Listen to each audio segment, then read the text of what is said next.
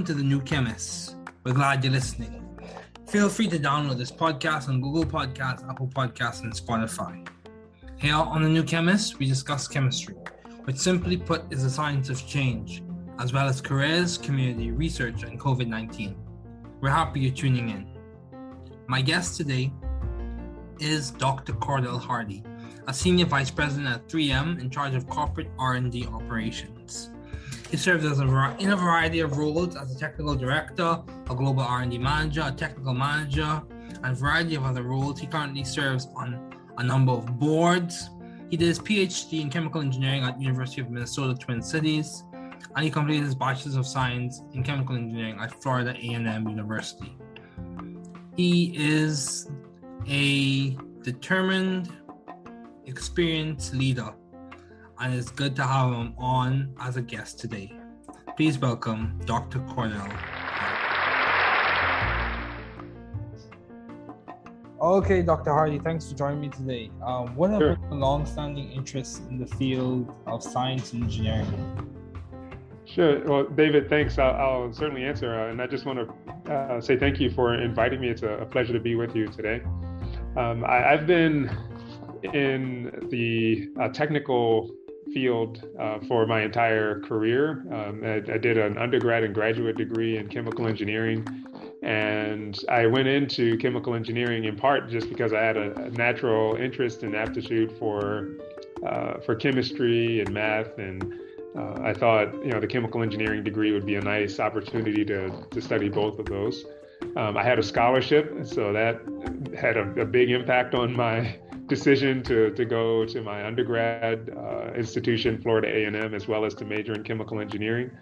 And I think even earlier than that, one of the big factors for me was just my upbringing. My mother made it a point when I was young to limit my television intake quite a bit. Okay. Which I didn't appreciate at the time, but I came to appreciate later. And instead, I had lots to do with problem solving. I had, the wooden building blocks, and she had me playing chess at an early age. I still like to play on my cell phone now, and so just trying to expose me to creative problem solving opportunities deliberately. And she had that sort of environment in the house, and I think that sort of instilled in me from a very early age, reading, problem solving, working through things intellectually, and then later on that turned into an interest in applying that in the sciences. Okay, so you mentioned how from a child you were kind of discipline was instilled, I would say. Discipline. Yeah, and discipline has this connotation of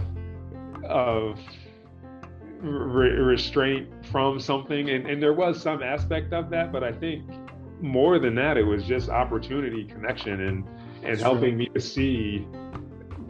So, for example, just by analogy, there have been times when we've been on a road trip and my kids who have cell phones are staring. We're driving past some beautiful mountain scenery, and the kids are like staring at, a text or something like that on the phone. And we try to say, hey, look up a bit. And it was that with my mom and our upbringing.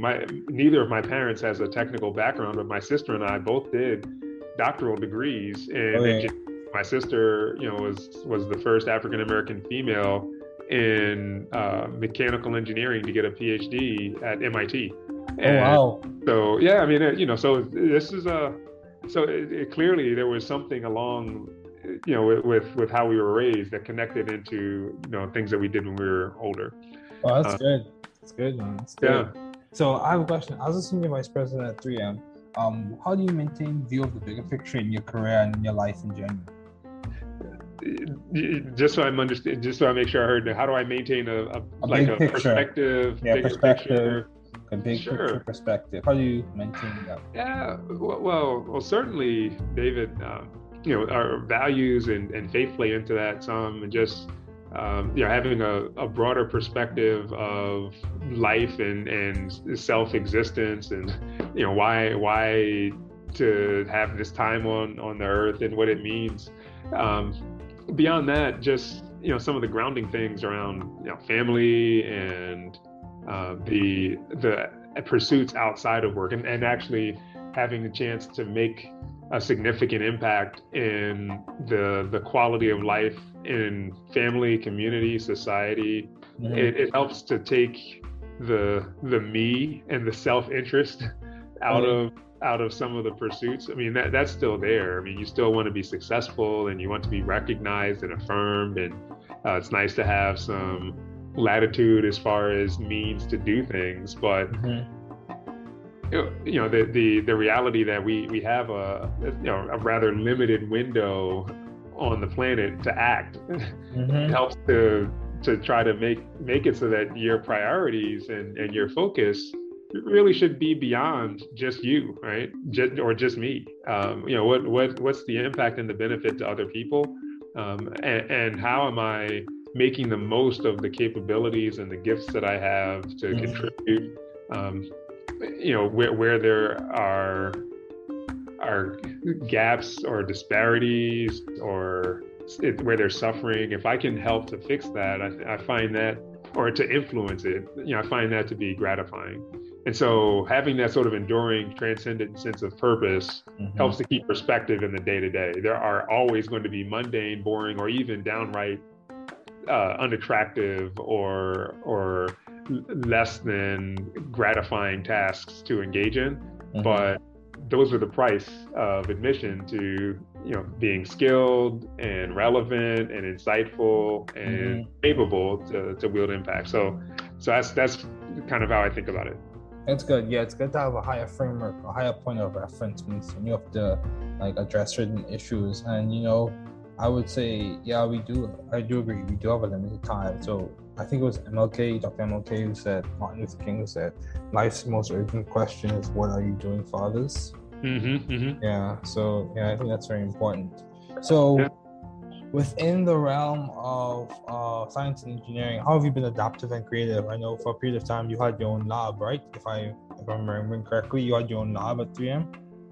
So the way you mean that is that I managed a laboratory, and that's certainly, that is true. I was a lab head for one of the businesses at 3M. The way I would frame that is I was a lab leader for one of the businesses at 3M. It's not my lab, it's a team. Everything happens through the context of a team. That's true. You know, it gets back to my previous question. It's not about me. And thinking of it that way in a sort of deep, profound way takes some of the articulated prestige out, but it actually allows me to represent what I do in the most effective way. I'm a servant, right? I was appointed into a leadership role so that the influence that I can wield is beneficial to our customers, to our teams, to our shareholders. And then if I do those things successfully, then also to me, right? Okay. And so, you know, it's a great opportunity to serve in a leadership capacity. I really have enjoyed that opportunity. Even now, although I'm managing an organization that's not in a business per se. In fact, I'm the only U.S. headcount in our organization, and our team is very international and global. The aspect of still, you know, being a servant and a servant leader is still front and center, and will be my entire career. It's fair. It's fair. So, in terms of ideas that you worked on, what nuanced ideas or interesting ideas did you work on as a lab head at 3M? Oh, sure. So, we over the years I've had a chance to be involved in a good number of interesting programs. In my first supervisory role, I was in our consumer business, and so there, the product lines were actually more mature. I was in the part of the company that sells Post-it notes and consumer adhesives. And the reason I would start there is that was the first time I had a chance to lead a commercialization program from the very inception and making a proposal and a pitch all the way through to commercialization and working on the process development in the manufacturing plant, as well as talking with marketers about the claim. So that that sort of cross-functional, comprehensive commercialization experience was formative for me in our consumer.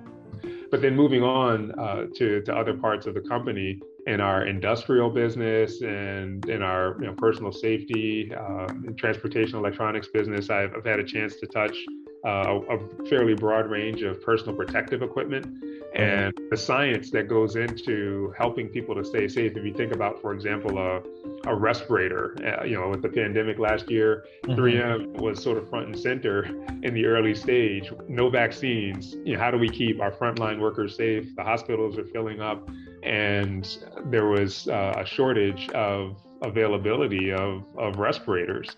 And so 3M increased its capacity for manufacturing disposable respirators by nearly, I think, 300% in just an amazing increase. The science involved in doing that, in part, was developed through research that was done in the team that I was managing at the time. In part, a lot of people involved, right? So I want to be careful to not overstate that there are a lot of people involved in this significant accomplishment.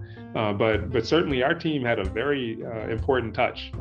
Those disposable respirators are electret filters, which means that they come with an embedded electrostatic charge that attracts particles such as virus-containing droplets and allows them to be very effective in filtering and helping to keep people safe. And so that would be just one example where, if you think about the number of respirators that are produced, the number of lives impacted, potentially the number of lives directly saved through reducing infection, spread of infection, very gratifying to be, even in a small part, involved with some of that work. In the role where I was just a leader, we had a chance to work on a range of commercial solutions. So these are products that a business would buy to provide their operations support. So it could be in branding or in cleaning and maintenance. And again, thinking about pandemic theme, one of the neat advances was a water activated wipe. If you think about the market for pesticidal and disinfecting or sanitizing wipes, we were successful in commercializing and introducing a wipe that picks up microbes and reduces the transfer of microbes as people are cleaning. So you end up transferring microbes less from one place to another and creating the risk for transfer and infection. So that was a product that came through our business. And so, there have been lots of neat opportunities. One other interesting one, which is not materials based, which I had a chance to see in my previous role, was a visual attention system. And so if you can actually go and try this out for free, as I understand, I think it's 3m.vas.com. And so 3m.vas.com, you can go to this website and you can upload an image. And from first principles, our neuroscientist and artificial intelligence expert created an algorithm that predicts where your eyes are going to look as you look at an image, and then gives a heat map on top of the image.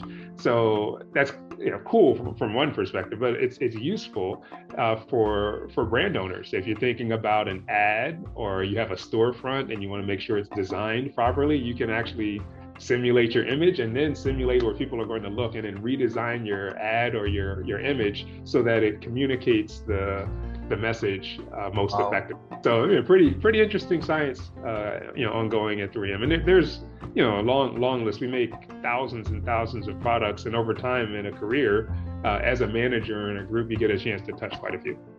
That's cool. So you mentioned how you had 300% efficiency, or you were able to improve the productivity of the company to 300% for that particular. The respirator production rate, so the capacity for production was increased significantly during the pandemic for respirators, and that was all stuff that was communicated publicly to the investing community. Yep. Okay, so I have a question. what do you think contributes to that increase in efficiency? Why not just 100%? What principle could you extrapolate from that someone could use to apply their own personal Sure. So yeah, David, it's a great question. 3M maintains significant trade secrets in this part of the business, and that's why we've been one of the reasons why we've been so successful. And that's fair. And so, but what I can say is that there is some world-class polymer science and process engineering that's it right there. that gets involved in the production of respirators that are as cost-effective and high-performing as 3M's. And so, we understand better than anyone else, I believe, how to adjust those levers, whether material or process, to try to drive productivity up. There was also, outright some capital allocation and great partnerships with governments all around the world to help in streamlining the deployment of capital to help enhance our production capacity in our plants as well. That's good. So my question to you is, what do you think complements creativity at 3M? Would you say, what's the driving factor? Would you say it's people just like having a good imagination, or would you say that's strategic? What's wonderful complementing the creativity at 3M? Wonderful question. And if you ask, even at 3M, if you ask a number of people, you might get a range of answers. So I'll share, my perspective here. And some of this is more on the absolute customer centricity. So some people would say customer empathy. We're different than a purely academic organization in that we're for profit. So like the science that we're working on, the technologies we're developing do need to have sort of an economically productive end use and purpose. You get there by having a good understanding of your customer and their needs, not just today, but where they're headed, where the market is headed, where your competitors are headed, and having a good view of where the intersection of our capabilities and our strategic roadmap intersects with those needs are. And then that's just one thing. So maybe you can put that in the basket of insight. Another is in unparalleled technical breadth for 3M. We have what we call technology platforms, which means we have world-leading capability and expertise in a range of technical capabilities and technologies that are just not available at other companies. So there might be a company that knows a lot about adhesives, but there's no other company I'm aware of that has deep expertise in adhesives, abrasives, light management and multi-layer optical film, the processing and science for nonwovens with electronics and software systems, and the list goes on. We have 51 of those technology platforms that we actually represent similarly to a periodic table. And so part of our magic, our value proposition and innovation model involves being able to take those technology platforms and to combine them into unique and differentiated products that no one else can make because they don't have the depth of science capability in all of these different areas. Wow. So the technology basis and foundation for 3M would be another. And then I would add a collaborative culture. So 3M is not a holding company or conglomerate that's comprised of separate businesses that are just tied together through their financial relationship. We have a formally boundaryless technology culture and structure where our technical community is incentivized and expected to collaborate beyond just their scope. So I can call up, or as a researcher in the laboratory when I was an engineer, I could call up anybody around the company and ask for their consult or their support or guidance on solving problems relative to me. Of course, you have to be mindful of using people's time effectively, but as people advance in their careers here, part of how they're judged is how active they've been in the broader technical community of 3M. We resource that through what's called our technical forum, and it's a formal part of the company. It's grassroots organized, and they structure in the chapters that focus on the areas of emphasis that are relative to the technical interests and problems that people need to solve. We build that deeply into the way that the company runs. So this collaborative culture, and I should also add one important thing. With that comes funding. So if you have an idea and you need money for it, you can write it up and get it funded. You do have to compete for those funds, but there's an active mechanism to do that, and it goes outside of your formal priorities and business unit. You can actually get that money and then use it sort of in your 15% time to explore things that you believe are going to be important, but might not be established as priorities in your business. So those are three key ways that I think 3M has sort of fostered creativity over the years. The collaborative culture, the technology platforms, and really trying to drive an insight for our customers. Wow, that's good. So basically, you've codified your creativity to in an economic sense. Yeah, so what you're hitting at there is how we account for that, and so those are what I just mentioned are maybe tactics or principles. Yeah. So along the same line of tactics and principles. So what would you say for your personal career has been a guiding strategy or theme for you that's complemented your success thus far? What in the strategy that you've used? But I'm sure you've not been arbitrary. So no. Yeah, that's a good question. So some principles that I value and have valued: diversity in every sense. So that includes the obvious meanings. Thinking about gender and background, geographic origin. So trying to push for, even as an individual contributor, seeking out those environments where the idea exchange includes diversity, because I do believe that creativity is best when the perspectives are diverse. So and then technical acumen. So I am a scientist by training, and I should approach my thinking and my work, my communication in a technically sound way. Yep. And so there's a certain level of diligence and preparation that's associated with that. Even if you can't do it all the time exactly, like there's a formalism to thinking and structured thought in the scientific process that needs to be embedded. Yep. As you move into management, I'd also add that in calculus, you're learning y equals f of x, or the relationships between integrals and derivatives and so forth. But it's deterministic, determined relationships. As a manager, life is not so simple. So probabilistic thinking, what's likely to happen given the inputs, that people are not deterministic. So the political implications you have to also account for in relationships and emotions and all of that. So yes, science, but science plus is probably a good way to think about it. And then I'm a technical leader. So leadership is critical. The leadership part means the selflessness and leading with empathy. I would even say, in a sense, like there's this love piece to your customers, your direct reports. Like you really care about the people you serve, and that comes with a certain honesty and integrity around your business dealings and practice. Your heart's in the right place, right? So diversity, science, and personal growth, leadership aspect are things that have really been areas of focus.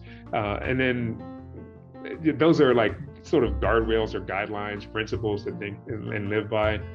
I'd also add, though, the financial acumen piece. So whether you're in, I could talk about that part for a half hour, but prioritizing your work and your activities so that in a sort of net present value sense, your priorities are value accretive to your organization. If you're going to prioritize a project, inclusive of the costs and the time, that you're not diluting the value of your company. And so you gain experience and intuition around pointing yourself and then your teams towards things that are going to be valuable. And then the company has an economic incentive to pour investment your way because you create value, right? And so as you do that in increasing measure, then there tends to be, some of the recognition and advance and opportunity to grow and have different experiences and so forth. Oh, that's good. That's good. Yeah. So, how do you seek or find the right environment for you to thrive scientifically and intellectually? What allowed you to find 3M in the first place? How did you find 3M?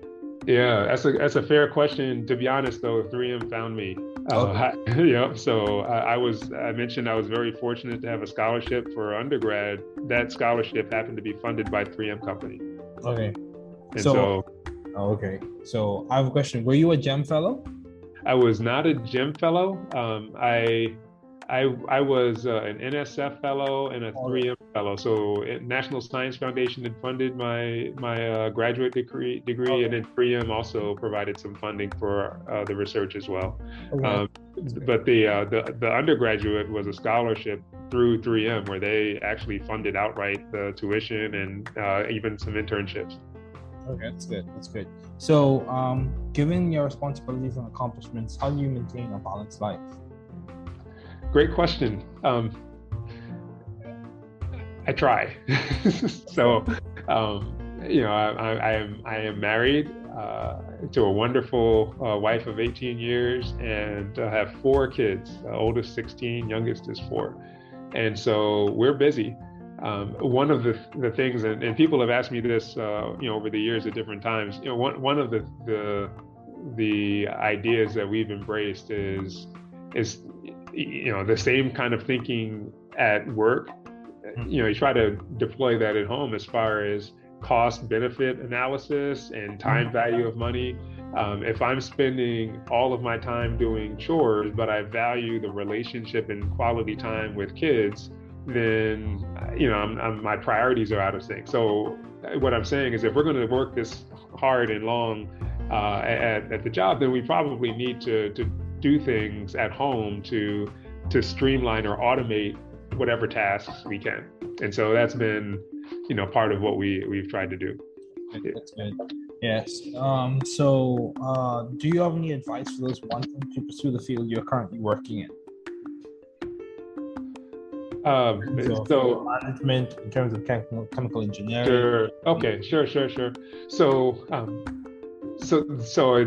since I've had a career to this point already, I'll answer from the vantage point of not going into engineering or graduate school or something like that. This is a presumption that you've already gone there and you're thinking about where to take your career. For the earlier stage, get trained well, right? Focus on relationships and your training, get good grades, take care of yourself, be healthy, all that stuff. Also, the other episodes, if you need to listen to some guides and guides, it's good. Other episodes in this podcast series. So awesome. Listen to David's podcasts. Awesome. There you go. Yeah. And then as you're thinking about you're an early stage, technical leader or professional individual contributor, and thinking about where to go. The industry, the market that you're poised to serve for the near term, is it attractive? Just as companies segment and strategize around prioritizing their projects, so can you, right? Are you working in the right area? All right, and so if the answer is yes, are you doing what you want in that area? Are you leading effectively? Sometimes people say, well, I'd like to be a manager. All right, well, examine your motives. Why do you want to do that? Is it so that you can feel the sense of having power and authority to direct people to do stuff, or to be recognized as being important and successful? I'm not saying those things are wrong, but they're not great motives from the vantage point of drawing out the best in yourself and the teams that you would lead. Because people can see your motives and how you behave.